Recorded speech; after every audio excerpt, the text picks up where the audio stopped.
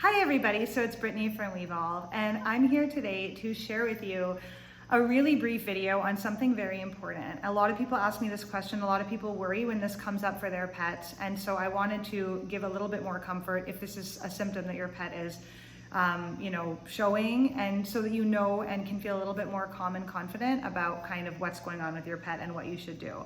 So what do we do if our pet starts fasting and not eating?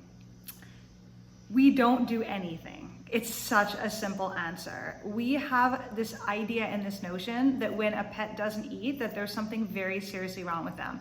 That is not the case. The truth is that our pets' bodies and their instincts naturally know that we heal, regenerate, and repair in the absence of food because it takes so much of our energy to digest that food. And we heal when we're sleeping, when we're resting, and when we're fasting. That's when the body has time and energy resources to actually rebuild and heal itself. So if your animal is sick or not feeling good, the same way when you're sick or not feeling good, a lot of time appetite goes away. We'll eat anyways because we've been indoctrinated and trained and taught to believe as humans with our complex minds and our disconnection from our instincts to ignore our natural instincts and to eat because that is supposed to be what makes us strong. But the truth is that fasting is the fastest way, and avoiding food is the quickest way to heal from any chronic issue. So take it from me, I've personally fasted for 35 plus days. I've fasted so many different times. I've done every different type of fast. And I share a lot more about that in the Wevolve Tribe, my personal platform. If you want to know more about human health and my story and how I healed from all my own health conditions and all of that, I'll put that link down below for you. But basically, in a nutshell, I can assure you that as a person who is not very big and fasted 35 days and was totally fine, that fasting is not something we need to worry about, especially if it's a meal or two or a few days. Your animal will never fast themselves to the bone. Now, if your animal is fasting and they're like bleeding from the mouth, their tongue is hanging out, a tooth has been ripped out, there's like a physical reason why they're avoiding food because of pain, discomfort, or a problem, that's a different video. And I have other videos where I'm going to talk more about infections and how to tell if something is serious and not, and when to know if you take your animal to the vet. I also have so much information in my at-home holistic pet course, which I've developed literally covering everything you need to know as a pet owner on how to have the healthiest pet that pretty much never needs a vet and can be just thriving their whole life long.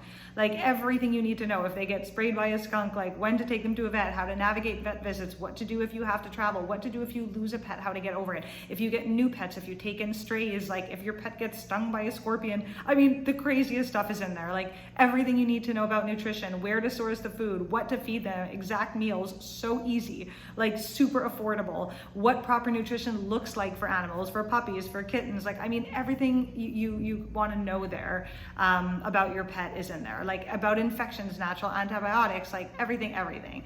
My thoughts on microchipping, on declawing, like I could go on and on, but basically, in a nutshell, there is all that information available for you, and I talk a lot more about fasting and how to tell if something is serious and not serious. I will also share videos on this channel about it as well. So yeah, basically, like in the absence of an actual big physical problem that you can clearly identify and see happening in the mouth specifically, if your animal is just avoiding food, they're fighting something and they want their energy for healing and repair, and they are most likely after a couple of meals or a couple of days gonna come back super hungry and want to eat food. So that's like really, really powerful as well, is just let their body heal and repair. You know, take the anxiety away from it.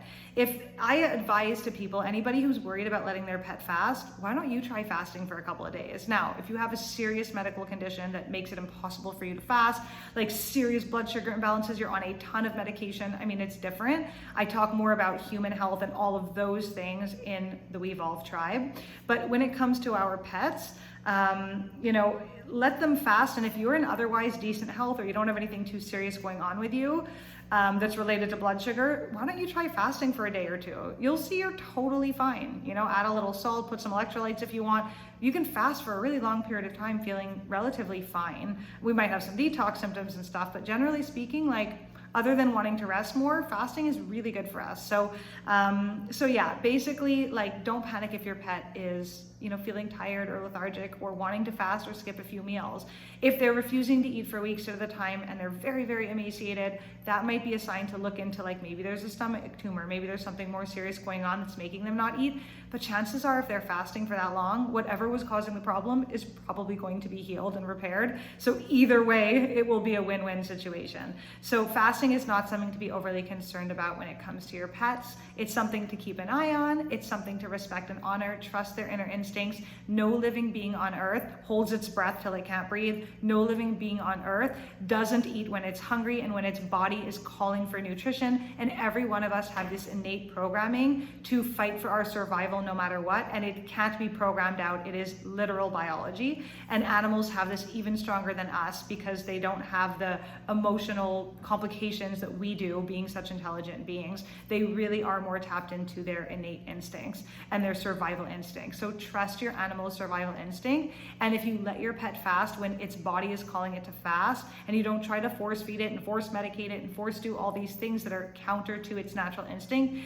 you will find that your pet's body heals itself, rebounds, and that you as a pet owner feel so empowered watching and honoring your animal's ability to honor itself. So I hope this video helped. I love you guys so much. I'm wishing everybody a beautiful day, and I will talk to you soon.